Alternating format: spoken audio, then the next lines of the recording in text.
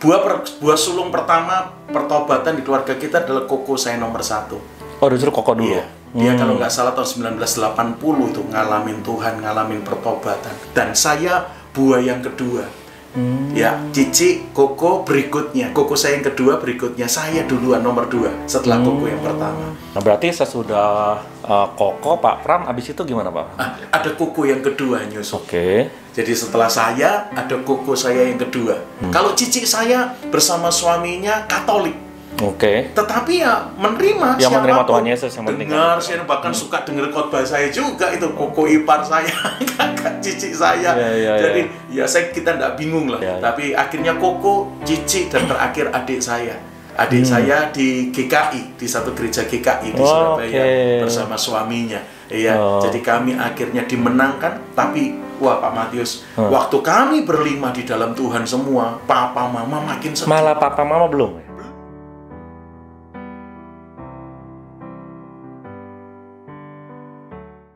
Ya, jadi kami akhirnya dimenangkan, tapi wah Pak Matius, waktu kami berlima di dalam Tuhan semua, papa mama makin sedih. Malah papa mama belum ya? Belum. Waduh. Papa mama makin sedih, bro. Apalagi kalau sudah imlekan begitu, tinggal mereka berdua yang sembahyangan.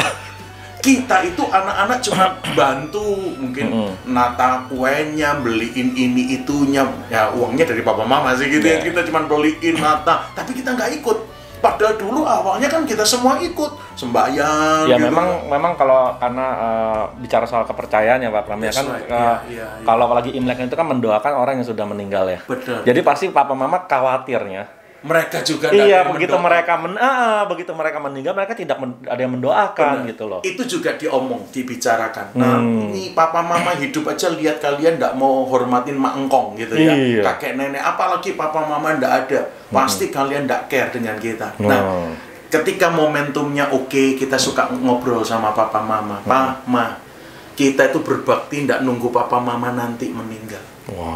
Mumpung papa mama masih sehat hidup, kami ingin berbakti lewat prestasi kami, sekolah kami, perilaku kami, apapun.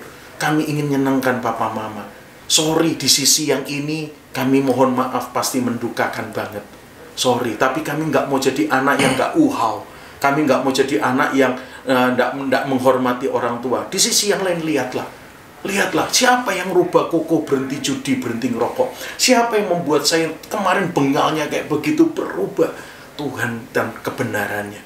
Biar di sisi itu mama papa disukakan.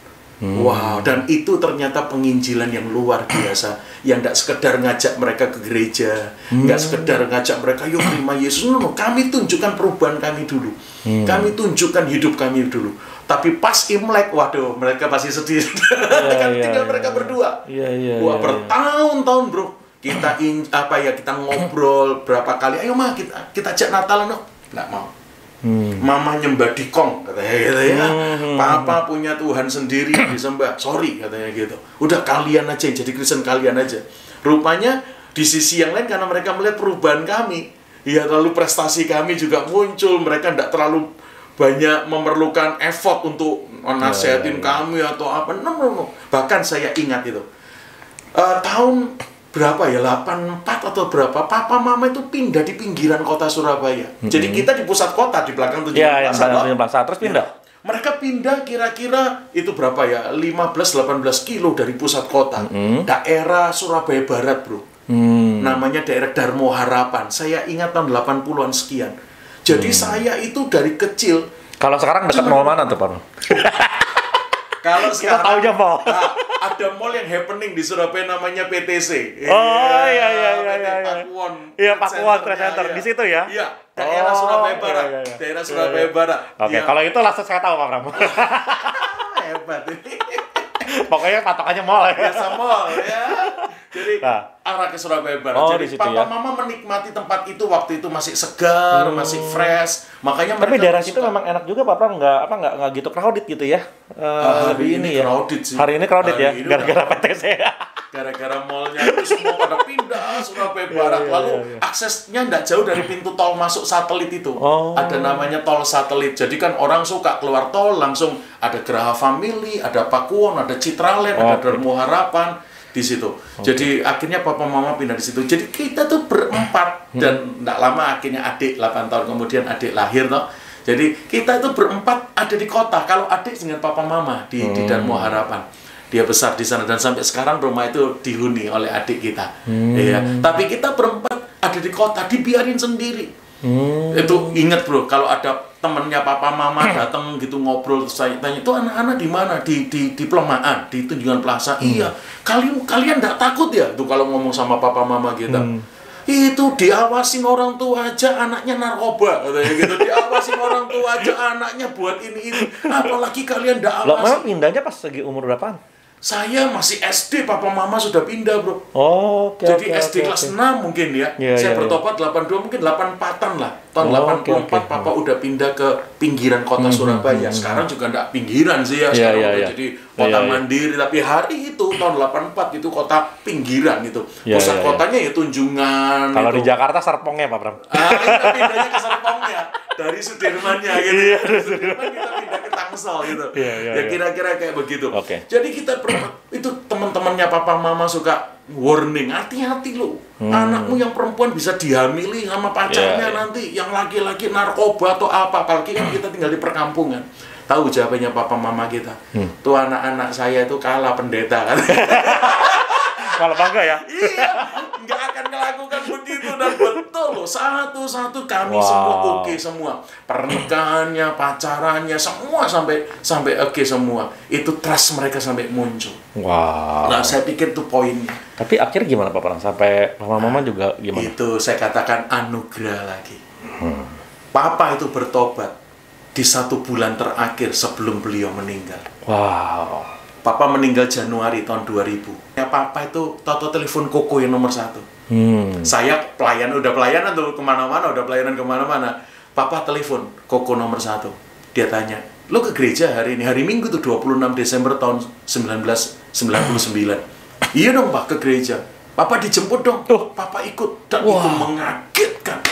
Coba bertahun-tahun lo kita ajak, nggak pernah mau. Bertahun-tahun, mungkin tembus puluhan tahun. Bayangin, saya bertobat tahun 82, Koko tahun 80. Berarti kami berdua sampai 1999. Berapa belas tahun itu. Nggak mau, hari itu papa bisa minta dijemput untuk ikut ke gereja. Dan itu pertama kali, saya sampai catat tuh, 26 Desember 1999. Di Nuansa Natal. Papa saya hadir di sebuah gereja bersama Koko saya dan untuk pertama kalinya dia ikut ibadah, dia dengar firman.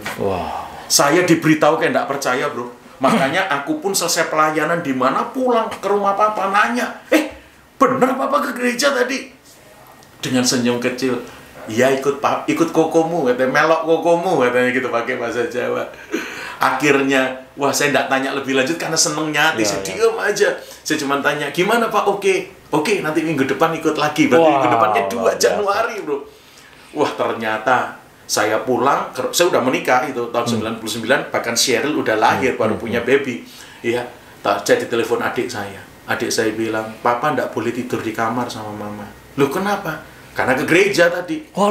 Februarinya tahun depan Imlek, bro. Mama mikirnya, sudah tinggal berdua, sekarang suami jadi Kristen, suami ke gereja. Jadi nanti Imlek aku sendirian dong. Jadi papa nggak boleh, kalau nggak salah beritanya itu adik yang tinggal dengan mereka yang tahu. Tidak sekamar. Tapi papa tidur di kamar yang lain. Tak pikir realita itu bikin papa minggu depan bisa batal ke gereja 2 Januari 2000. Enggak, bro. Tetap bro, ke gereja. Dan sampai hari meninggalnya papa beriman sama Tuhan. Dan sekali lagi, saya ingat ini. Saya hari Minggu tanggal 16 Januari, KKR dengan Brother Frankie Sihombing di Senayan. Waktu itu dia punya komunitas namanya GET, Generasi Tanpa Tembok. Saya sharing dengan komunitasnya Brother Frankie Sihombing. Lalu malamnya saya pulang naik kereta Surabaya. Kelasnya baru kereta, bro. Sekarang kelasnya naik sepeda, mobil sekarang. Jadi saya pulang naik kereta. Papa sudah di rumah sakit waktu itu karena asam urat. Jadi tanggal 2 Januari terakhir ke gereja. Lalu karena papa masuk rumah sakit, bro, asam uratnya kambuh, nggak bisa jalan. Lah rupanya obat yang diberikan ke papa terlalu keras. Kena bagian dalam, apa tuh namanya sindrom St. John syndrome atau apa. Jadi obatnya menyembuhkan asam urat sehingga bisa jalan, tapi kena yang lain. Kena yang lain, infeksi di dalam. Waduh. Jadi dokternya liburan ke Amerika. Waduh. Karena awal tahun, akhir tahun mungkin dokternya jadi asistennya. Umur berapa sih Mama? Papa meninggal umur 71. 71 ya. Papa meninggal umur 71. Iya. Jadi wah kondisinya berat. Saya tuh mau berangkat ke Jakarta aja udah bilang, "Pak, apa saya batalkan ya Pak pram ke Jakarta? Wong Papa lagi sakit." Dia bilang, "Jangan. Layani Tuhan," katanya gitu. "Udah, sana pelayanan sana. Papa oke, nanti kamu pulang. Papa udah baik paling." Gitu. Akhirnya aku berangkat. Memang udah janjian sama Bang Frankie Sihombing untuk ngisi komunitasnya. Masih di Taman Ria Senayan tuh, Bro. Dia punya udah rata dengan tanah itu ya. Ya di situ dia nyanyi, saya share di situ. Itu 16 Januari 2000, tahun 2000 itu. Malam selesai saya pulang naik kereta ke Surabaya. Belum nyampe Surabaya, Papa berpulang. Waduh. Tapi ceritanya keren, Bro. Koko, Cici, dan adik hadir. Papa didoakan sama Koko. Bukan anaknya yang pendeta loh yang doain loh. Rupanya Tuhan juga ingin kayak menyemangati Koko. Aku pakai kamu buat sulung di keluarga ini. Iya, sebelum adikmu bahkan akhirnya pelayanan sampai hari ini, kamu yang aku pakai. Papa dan Mama meninggal, Koko yang mimpin doa di rumah sakit sampai nafas terakhir. Dan itu yang melegakan buat kita. Belasan tahun kita nginjili, kita ngajak, nggak pernah mau. Sebulan terakhir, kasih karunia, anugerah Tuhan turun, diresponi dengan baik. Wow.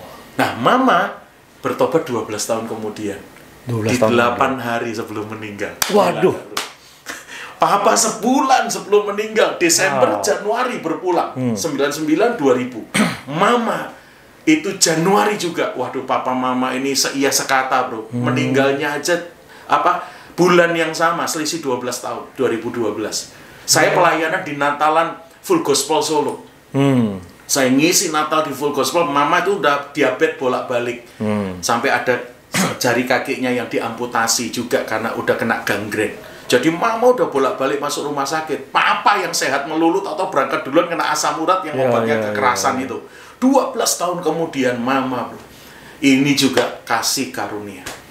Kenapa? Lah kita itu sudah sampai kehabisan ayat nginjilin Mama, Bro. Saya ingat ada satu teman di gereja diutus sama gembala kita untuk nginjilin orang tua kita. Yang hari itu tinggal Mama. Ya. Itu teman datang, Mama lihat. Mama nggak bisa nolak, Mama ada di depan. Akhirnya Mama suruh dia masuk, tapi Mama saya tahu ini pasti mau ngajak ke gereja. Ini pasti nginjilin utusan dari gereja. Akhirnya tahu, Bro, Mama bilang apa? Tante doain yo, manggilnya gitu karena yang datang seperti saya, lebih tua dikit lah dari saya. Tante doain yo, katanya gitu. Loh, Tante mau terima Tuhan? Mau. Tante ikutin saya berdoa ya. Iya, katanya gitu. Wah, diikutin. Wah, akhirnya teman saya itu pulang telepon saya. Pak Pram, mamimu terima Tuhan, Pak. Serius, aku baru pulang dari rumah mamimu. Belum lama ketemu, minta didoain, Pak. Tak tantang terima Tuhan, mau. Tak ajak doa, ngikutin. Waduh, Pak, mamamu hari ini terima Tuhan. Saya seneng, Bro. Itu kayak berita Papa mau ke gereja gitu. Saya dari acara apa pulang mampir ke rumah Mama. Langsung tak tanya, "Mah, ada teman gereja datang. Katanya Mama diajak doa terima Tuhan, mau." Wah, aku dibikin sedih, Bro, dengar jawaban Mamaku. Tahu jawabannya? Iya, Nak. Kalau ndak gitu ndak pulang-pulang temenmu itu. Coba, Bro. Aduh, jadi mamiku tuh udah jengkel. Ini orang datang ngajak ke gereja, ngajak terima Tuhan. Dia rubah strateginya, Bro. Minta didoain, bilang mau terima Tuhan, mau didoain, ngikutin. Terus akhirnya temanku kan pulang dong, karena dipikir mamaku diterima Tuhan. Nggak tahu kalau dikerjain sama. Makanya berarti mama keras ya, Pak ya? Keras banget. Lebih keras dari Papa ternyata. 12 tahun loh setelah Papa loh. Iya kan? Waduh, saya mengatakan bahwa ini kasih karunia. Kalau di 8 hari sebelum meninggal, lah kayak begitu kerasnya. Coba, Bro. Berapa kali ngumpul keluarga, aku ajak doa, nggak mau doa. Udah kamu doa aja sama yang lain. Kan cuman Mama yang nggak Kristen, kalian semua udah Kristen, katanya gitu. Udah Mama ikut doa, Mama doa sama Dikong. Kadang-kadang saya ngomong gini, siapa namanya Dikong? Namanya Dikong tuh Tuhan Yesus. Beda, Nak. Beda Tuhan Yesus nggak sama katanya. Waduh, kerasnya kayak begitu. Ya. Itu ya saya menyebutnya kasih karunia. Ya. Iya toh, sampai temen aja dikerjain, kalau nggak gitu nggak pulang-pulang. Coba, makanya saya tuh belajar Alkitab akhirnya makin melihat kebenaran. Alkitab bilang, dengan hati percaya, mulut mengaku, baru diselamatkan. Yes. Kayak mami kaya, mulut percaya, hati nggak mau ngerjain. Ya belum confirm. Tapi yang hati percaya mesti juga ada pengakuan. Itu dua yang mesti jadi konsep untuk bertobat atau terima Yesus sungguh-sungguh. Hati percaya, mulut mengaku, kamu diselamatkan. Kasih karunia itu. Nah, waktu saya pelayanan di Solo, mama lagi kritis rupanya di rumah sakit. Bahkan sudah harus cuci darah. Waktu itu ginjalnya sudah bermasalah kena diabetesnya. Ya, Koko udah ngasih tahu kondisinya kritis. Saya lagi ngisi Natal itu. Saya lupa tanggal 12 Januari kalau nggak salah 2012. Ngisi Natal full gospel di Solo, mama kritis. Akhirnya betul, jam 11 malam diberitahu mama berpulang. Waduh, dan lagi-lagi Koko, dua Koko, Cici, adik ada di sana dan membawa doa sampai nafas mama yang terakhir. Malah bukan saya yang pendeta yang dipakai untuk menghentar papa, mama di hari-hari terakhirnya. Jadi, tapi yang 8 hari sebelumnya itu maksudnya? Nah, di 8 hari itulah di rumah sakit. Kalau Koko, Cici, adik saya besuk, lihat. Itu yang keluar dari mulut mami saya cuma satu, Tuhan Yesus sembuhkan saya. Coba bayangin, bertahun-tahun kita ngajak, ayo mah berdoa dalam nama Yesus, telah. Mama doanya sama dikong. Kita bilang dikong tuh namanya Tuhan Yesus, beda nak, kan gitu jawabannya. Di 8 hari itu, setiap kali saudara-saudara besuk, selalu kalimatnya, saya udah pindah ke Jakarta, Pak. Jadi mungkin ditanya, loh Pak Pram kok nggak besuk gimana nih, malah ada di Solo waktu meninggalnya. Karena aku udah pindah di Jakarta toh sejak 2001 toh. Jadi hari-hari cuman berkata, Tuhan Yesus sembuhkan saya. Kalau Tuhan Yesus mau panggil saya, panggil, tapi jangan buat saya menderita. Udah. Nggak pernah bro kata Tuhan Yesus itu keluar dari mulut mama, nggak pernah. Justru selalu di 8 hari itu sampai detik terakhir dia cuma berkata, Tuhan Yesus sembuhkan saya. Kalau Tuhan mau panggil, panggil, tapi nggak usah sampai menderita begitu lama. Wah, cuma Tuhan Yesus. Itu menjadi konfirmasi. Karena kemarin-kemarin diajak, ayo ma, doa dalam nama Yesus. Kalian aja yang doa. Mama doanya sama dikong. Saya ingat betul. Dan 8 hari itu menjadi 8 hari anugerah buat keluarga kami.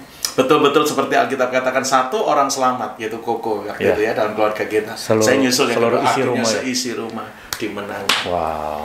Itu kira-kira cerita keluarga kita. Tapi ya memang Pak Pram, kita yang memang lahir dari budaya Tionghoa ya. Gitu, memang kita dituntut untuk misalnya menghormati buat yang sudah meninggal gitu ya. Tetapi ketika kita menerima kebenaran, kita percaya dan diselamatkan, sebenarnya selama masih hidup kita harus memberikan penghormatan luar biasa kepada orang tua. Betul. Sesudah meninggal kita akan kembali bersama lagi, bersatu lagi di surga bersama Tuhan Yesus. Betul. Gitu ya. Jadi karena pada saat sudah meninggal kita sudah tahu saat itu Papa dan Mama juga sudah bersama-sama Tuhan Yesus, sudah di dalam Tuhan. Kita tinggal ketemu lagi. Akan ketemu lagi suatu saat gitu ya. Dan kami tunjukkan sampai hari ini, kami juga ngerawat kuburannya baik-baik. Nah, dulu pernah diajar kalau udah percaya Yesus, nggak boleh. Yang nggak boleh itu nyembah di kuburan. Tapi ngerawat kuburan kerjakan. Kerjakan. Iya, Koko saya, Cici saya rutin tuh bro. Datang lihat, kalau ada retak ditambal, kalau kena hujan airnya turun ya beli lagi tanah, kita rawat baik-baik. Jangan sampai katanya kalau sudah percaya Tuhan Yesus, keluarganya sampai akhirnya makamnya jadi amburadul didiemin. Itu juga tak pikir nggak benar. Ya, nggak benar. Jadi rawatlah secukupnya. Kita nggak lagi menyembah di kuburan atau nenek moyang yang sudah mati. Kita nyembahnya sama Tuhan, tapi ngerawat semua, tunjukkan dengan baik. Tunjukkan. Dan itu jadi kesaksian juga buat keluarga papa mama yang lain yang lihat. Betul sekali. Keluarga papa mama lain yang hidup sampai sekarang, mama saya masih punya adik yang hidup. Lihat kita, masih ke kuburan kok. Makam ciciku, ya itu kan mamaku kan berarti taciknya dia dirawat sama anaknya baik-baik kok. Waduh, itu jadi kesaksian. Soalnya kita juga jangan sampai menjadi batu sandungan juga. Nah, itu poin yang saya mau sampaikan. Ya sama juga misalnya kalau kita memang di dalam budaya Tionghoa kan tetap ada yang namanya adat istiadat. Betul. Selama adat istiadat itu tidak bertentangan gitu ya dengan firman Tuhan, ya kita lakukan. Ya itu bagian dari kita menghormati juga gitu ya sejarah tradisi lah gitu. Betul. Iya. Sambil kalau kita ke kuburan kita cuma ngomong gini, kami mau bikin papa mama bangga. Nih lo anak-anakmu, rumah tangganya oke semua, pekerjaan atau apapun, bahkan cucu-cucumu. Iya. Generasi berikutnya dari papa mama ini lo, dari kami semua jadi anak-anak yang luar biasa. Kami ingin juga membawa keluarga kita disenangkan lah gitu ya. Di satu sisi kemarin mungkin kami mendugakan, tapi sisi yang lain biar Tuhan Yesus dinyatakan lewat kita buat mereka. Wah, ini Pak Pram sebuah kesaksian yang luar biasa sekali ya. Jadi di sini kita belajar ya Pak Pram. Jadi dari kehidupan Pak Pram, kisah pertobatan sampai seluruh isi rumah keluarga diselamatkan ya, kita benar-benar mendapatkan yang disebut namanya memang anugerah Tuhan. Ya, Tuhan itu luar biasa sekali ya, berkarya di dalam hidup kita ya. Kalau Dia memang sudah mau menyelamatkan kita, tidak akan dilepaskan Pak Pram. Itu dari pihak Tuhan. Yes. Faktor penentunya kita. Kipersnya kita. Dari pihak Tuhan Dia mesti menyambut, mesti disambut. Ya, Tuhan sudah mengulurkan tangan, kita harus menyambut. Betul. Ya, itu seperti firman-Nya, aku berdiri di depan pintu dan mengetok, tapi tetap decision maker-nya kita. Tetap mesti buka pintunya ya. Mau buka atau mau tutup ya. Kalau kita tutup ya ada pihak yang lain yang senang gitu ya. Yang satu sedih karena dia udah ngetuk nih, tapi begitu kita buka, dia masuk dan dia siap berkarya. Cuma memang saya juga dari kesaksian tadi Pak Pram, kita bisa lihat ya, memang proses penaburan itu bisa terjadi oleh siapa saja. Dan yang menuai nanti juga Tuhan juga sudah atur juga. Wow, gitu, siapa yang menabur, siapa yang menuai gitu, dan semuanya itu bekerja sama, ujung-ujungnya demi kemuliaan Tuhan saja itu. Tuhan pakai kami sekeluarga bersaudara, dari Koko yang bertobat tuh duluan terus saya, terus ada Koko kedua, Cici, adik, semua kami punya andil sampai papa mama melihat Kristus atas kita. Yes. Iya toh? Mau buktinya pendeta atau siapa datang malah ditolak, bro. Yes. Aku dikerjain kayak gitu. Kalau udah gitu nggak pulang-pulang. Aku inget itu sampai hari ini. Kalau udah gitu nggak pulang-pulang. Waduh, temenku dikerjain mami. Betapa kerasnya. Tapi 8 hari kok bisa berubah 180 derajat. Papa sebulan. Agak ketar-ketir tuh lihat sebulan terakhir 8 hari. Aduh, ketar-ketir itu. Tapi tetap Tuhan tuh luar biasa. Saya tahu Tuhan lebih senang dari kita. Kita senang, tapi Tuhan lebih senang karena Dia tidak ingin seorang pun binasa. Dan sebenarnya Pak Pram pasti di dalam perjalanan itu yang namanya batu keras pun kalau diterus saja dengan air ya, setetes tetap batu itu bolong juga Pak Pram. Ya memang konsistensi kita sebagai anak Tuhan. Menunjukkan karakter Kristus ya di dalam diri kita, ya itu penting itu. Ya, sehingga orang-orang di sekitar kita bisa melihat memang kita tuh punya buah-buah roh gitu ya. Buah-buah yang namanya orang Kristen yang harusnya punya karakter seperti itu. Kalau bro cerita kayak begini, salah satu momen yang selalu menyedihkan saya adalah ketika saya tantang orang lain terima Tuhan. Itu berapa kali bro, orang mungkin sampai pernah dalam jumlah ribuan datang. Saya cuma nangis, gila orang lain denger sharingku terima Tuhan, papi mamiku kok belum ya. Tapi terus Tuhan ingatkan saya, kamu cuman menyiram, kamu cuman menabur, yang lain lagi menanam atau apapun, biar aku yang memberi pertumbuhan. Wow. Itu kan ayatnya begitu. Yes. Jadi jangan bingung dengan pertumbuhannya atau nanti buahnya kayak apa. Udah siram aja, pupukin aja. Yes. Ya, cangkul yang harus dicangkul, bagian kita itu kok. Yes. Biar Tuhan. Kalau enggak kita yang merasa hebat nanti. Kalau enggak kita yang merasa urapan atau apalah. No lah. Kita lakukan. Do your part. Kerjakan bagian kita biar Tuhan menumbuhkan, biar Tuhan menghasilkan buahnya buat kita. Wow, mantap. Iya, thank you sekali Pak Pram. Ini kita pasti merasakan sangat diberkati ya dari kesaksian hidup Pak Pram ya. Dan tentunya masih banyak hal yang mau kita bahas lagi Pak Pram ya. Ghost to 50 ya kan. Nah, ini kita bisa lihat ya edisi pertama aja ini udah banyak berkat yang bisa kita dapatkan ya. Oke, kalau gitu nanti kita tunggu lagi episode yang berikutnya ya. Siap Pak Pram, thank you ya sekali lagi Pak Pram udah mau datang ke Excelist nih. Wah, thank you. God bless Excelist. Siap, oke. Tuhan berkati. Oke, bye. Bye-bye. Sampai ketemu lagi. Sip.